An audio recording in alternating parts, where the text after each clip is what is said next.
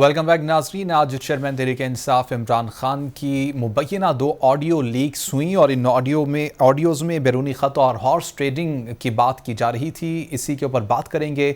लालचंद साहब हमारे साथ मौजूद हैं, रहनुमा तहरीक इंसाफ हैं। साथ ही साथ मईशत के ऊपर हम बात करेंगे और मूडीज़ ने पाकिस्तान की जो रैंकिंग में या रेटिंग में कमी की है उसके ऊपर बात करेंगे। मिर्ज़ा इख्तियार बेग साहब हमारे साथ मौजूद होंगे, माहिर मुआशियात हैं। लालचंद साहब, पहले मैं आपकी जानिब आऊँगा, कहिएगा, चेयरमैन पीटीआई की ऑडियो लीक्स, मुबैना ऑडियो लीक्स, हलाल हॉर्स ट्रेडिंग की जा रही थी पीटीआई की जानिब से? देखिए, जो ऑडियो लीक्स है इसके हवाले से ये बहुत ही एक मैंने कहा था इसका एक एक्सटर्नल पहलू है। उस पर एक इंक्वायरी कमेटी इस हुकूमत ने बनाई, तो वो राना सनाउल्लाह साहब की सरबराही में बनाई थी। उन्होंने आज जो बात की है वो ये की है कि इस ऑडियो लीक्स में ना कोई मुल्की ना कोई गैर मुल्की कोई एजेंसी इन्वॉल्व नहीं है। तो अब सवाल ये है, तो ये ऑडियो लीक्स जो आ रही हैं क्या आसमान से गिर रही हैं कि वो सीधे डॉट वेब पे जा रही हैं और वहां पे फॉर सेल है? आपकी पाकिस्तान के प्राइम मिनिस्टर के हाउस की ऑडियोज फॉर सेल है डॉट वेब पे। जो ये ऑडियोज आज आई हैं स्पेशली, ये कट पेस्ट टाइप चीजें हैं, एडिटेड है। आपको पता होगा लास्ट टाइम भी ये नून लीग का वतीरा रहा है कि वो हमेशा ऑडियोज और वीडियोज पे अपना खेल करती है। वो जजेस को भी ऑडियो रिकॉर्ड करती हैं, उनको एडिट करती है और उनको हमेशा वो अपने मकासद हासिल करने के लिए इस्तेमाल करती रही हैं। आजकल जो ये ऑडियोज इमरान खान साहब की ये लाने की जो फेक ऑडियोज कोशिश कर रहे हैं, ये बुनियादी तौर पर जो है हमारा लॉन्ग मार्च उसको मुतासर करने की कोशिश है, लेकिन हमें यकीन है इससे उनको कोई फर्क नहीं पड़ेगा। अगर जो पहली ऑडियो लीक थी हॉर्स ट्रेडिंग के हवाले से, अगर इमरान खान को हॉर्स ट्रेडिंग करनी होती तो हम जरदारी को और नवाज शरीफ को एनआरओ दे देते कि बजाय इसके कि हम अपनी हुकूमत गिराते। हम पाकिस्तान तहरीक इंसाफ और इमरान खान इस चीजों से कोसों दूर है। और जो ये लालचंद 5 साहब, की और 10 की इंटरप्ट बात यहां हो पे रही थी, करना तो चाहूंगा। 5 खरीद रहा हूं, इमरान खान साहब ने कहा 5 मजीद खरीदे जाएं तो हम जो डेंजर से बाहर निकल आएंगे, इस तरह की कोई बात की गई? फिर किस मुतालिक बात की जा रही थी? अगर आप यही कहते हैं कि सियाको सबा से हटकर ये बात थी, किसी और जगह से ऑडियो उठाई गई, तो ये बता दीजिएगा फिर कि किस मुतालिक बात की जा रही थी। जैन, ये कोई एक ऑडियो नहीं है। देखें, वो आपके जो 10 प्रोग्राम है उसमें से किसी प्रोग्राम की सपोज मैं ऑडियोज निकाल के ऐड करके एक बनाऊं, इस तरह की ऑडियो थी। अगर हम खान साहब कह रहे थे कि हमारे पास 5 एमएनएस हैं, 10 और चाहिए, तो आप बताएं ना वो कहाँ गए 5 और 10? हमारे साथ तो एक भी नहीं आया, ना हमने कोशिश की, ना हमारे पास कोई आया।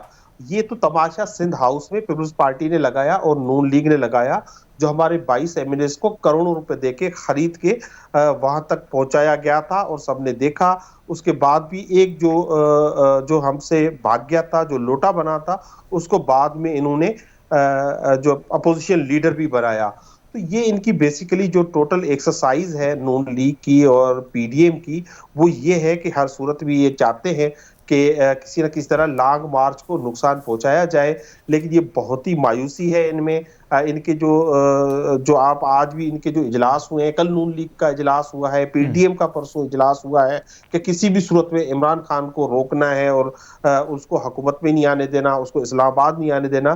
तो बेसिकली ये उनकी बौखलाहट का शिकार है। एक बात आप मूडीज के हवाले कर रहे थे, सर तो उसके ऊपर आज आऊंगा। पहले इसके ऊपर आखिरी सवाल ले लीजिए। इसके ऊपर आखिरी सवाल ले लीजिए। वज़ीर आज़म हाउस से ऑडियो लीक होती हैं, वज़ीर आज़म शहबाज शरीफ साहब की आवाज़ आती है, वो ये नहीं कहते कि इसको जोड़ा गया है, इसको बनाया गया है, लेकिन पीटीआई की जानिब से ये सेकंड टाइम बात की जा रही है कि ये ऑडियो वो नहीं है, इसको जोड़ा गया है, इसको बनाया गया है। इससे पहले हमने शौकत अली साहब का मामला देखा, उनकी भी ऑडियो सामने आई तो पीटीआई ने कहा कि ये ऑडियो जो है ये सियाको सबाक से हटकर पेश की गई है, इसको बनाया गया है।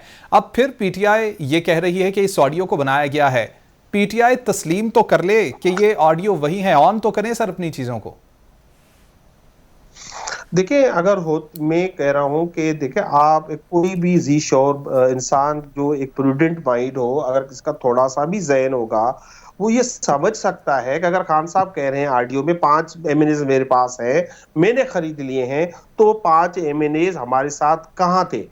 हमारे साथ कोई नहीं था, तो ये किसी और आरडीओ को उस आरडीओ से जोड़ के डिफरेंट आरडीओ को एक फेक आरडीओ बनाई जा रही है। और मैंने खान साहब ने आज जो नवाज शरीफ की आरडीओ चला के जलसे में सुनाई, तो आप क्या उसको सच मान लेंगे? वो गलत है तो गलत है, झूठी आरडीओ है तो झूठी आरडीओ है। आजकल टेक्नोलॉजी ने जो है बहुत ज्यादा एडवांसमेंट्स आ गई हैं, इस तरह आरडीओ बनाना अब कोई मुश्किल काम नहीं रहा है।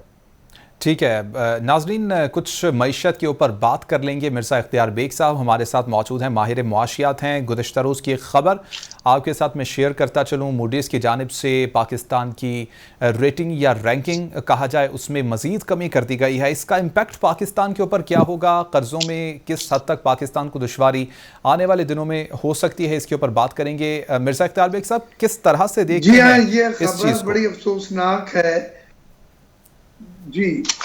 ये मूडीज ने जो पाकिस्तान की रैंकिंग डाउनग्रेड करके इसको बी से टी पे और नेगेटिव पे ले आए हैं, ये बड़ी अफसोसनाक खबर है। और ये मुल्क में सरमाकारी के लिए बहुत बड़ा धक्का है। ये बहुत बड़ा एक सेटबैक है हमारी माशत को। देखिए, इस वक्त दुनिया में 3 बड़ी एजेंसियां हैं जो काम कर रही हैं, जिनका नाम क्रेडिट रेटिंग एजेंसीज है। एक मूडीज है, एक फिच है और एक स्टैंडर्ड एंड पुअर्स है। इन तीनों एजेंसीज ने पाकिस्तान की माशी सूरत हाल का जायजा लेने के बाद जो उनके फार्मूले हैं कि डेट कितना है, कितना रेवेन्यूज है, कितना सस्टेनेबिलिटी है, रुपए की कदर वगैरह, इन तीनों ने पाकिस्तान की क्रेडिट आउटलुक को नेगेटिव किया था और अब क्रेडिट रेटिंग जो है वो नेगेटिव कर दी है। इसका जो आपका सवाल है कि क्या मईशत को नुकसान पहुंचेगा, जो इन्वेस्टर्स होते हैं, जो सरमायाकार होते हैं मुल्क के और इवन मुल्क के बाहर जो ज्यादा बड़े सरमायाकार हैं, वो रैंकिंग पे जाते हैं कि किस मुल्क की क्या रैंकिंग है जिसमें वो सरमायाकारी करने जा रहे हैं। नेगेटिव रैंकिंग एक बहुत हाई रिस्क होता है जो उनको एडवाइज नहीं करता कि आप इस मुल्क में जाके सरमायाकारी करें। अब ये जो पाकिस्तान की नेगेटिव रैंकिंग हुई है, इसका दोबारा कॉन्फिडेंस बिल्डअप होना, ये कहा तो है इसाक डार साहब ने कि मैं आईएमएफ से बात करूंगा, मैं मूडीज से बात करूंगा, लेकिन ये इंडिपेंडेंट इदारे हैं। ये कोई फाइनेंस मिनिस्टर के कहने पे या प्राइम मिनिस्टर के कहने पे अपनी रैंकिंग नहीं बदलते। इनकी रैंकिंग मुख्तलिफ विजिट, मुख्तलिफ तज्जियात और मुख्तलिफ मीटिंग के बाद ये फाइनल करते हैं। और हमारी ये जो रैंकिंग उन्होंने की, इसमें भी सुना है कि उन्होंने स्टेट बैंक और एफबीआर वगैरह से मुलाकातें की थी, जबकि हमारे वजीर खजाना ये कह रहे हैं कि हमसे बगैर मुलाकात करे हमारी रैंकिंग को डाउन उन्होंने किया गया। बहरहाल हमें इसमें नहीं पढ़ना कि मुलाकात करके किया कि बगैर मुलाकात के किया। ये बात तो सही है कि हमारे रिजर्व 7.8 के लोएस्ट लेवल पर आ गए, जिसमें 3 बिलियन जो है वो सऊदी अरब का सॉफ्ट डिपॉजिट है। यह भी पता है कि हमारा करंट अकाउंट डेफिसिट कितना बढ़ गया है। हमारा ट्रेड डेफिसिट जो है, यानी इंपोर्ट और एक्सपोर्ट का माबैन जो फर्क है, वो पिछले साल 50 अरब डॉलर पहुंच गया था।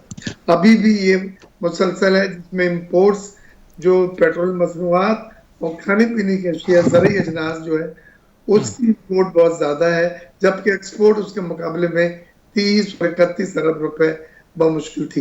ये सब चीजें हैं जिनको बुनियाद बना के उन्होंने रैंकिंग को नेगेटिव किया। लेकिन जो मेन चीज थी वो हमारा था balance of payment external account में, यानी बाहर जो कर्जों की अदायगियां हैं वो आपकी सकत कम से कम होती जा रही है। आपका मार्कअप इतना बढ़ गया है, अभी पाकिस्तान को 2022-2023 में $600 मिलियन का सिर्फ सूद पे करना। लालचंद साहब, गुफ्तगू दोबारा से कंटिन्यू करेंगे। सर्वे भी सामने आया है, 51% पाकिस्तानी अब भी एतबार करते हैं इमरान खान साहब के ऊपर। सबसे पहले क्या कहेंगे इस बात के ऊपर, किस तरह से देखते हैं इस चीज को? देखिए, ये सर्वे आए हैं, इससे पहले भी सर्वेज आते रहे हैं और आपने पाकिस्तान की आवाम का मूड देखा है। ये पहली बार था जब एक पाकिस्तानी हुकूमत को हटाया गया तो लोगों ने मिठाइयां नहीं बांटी, लोग रोडों पे निकल आए थे।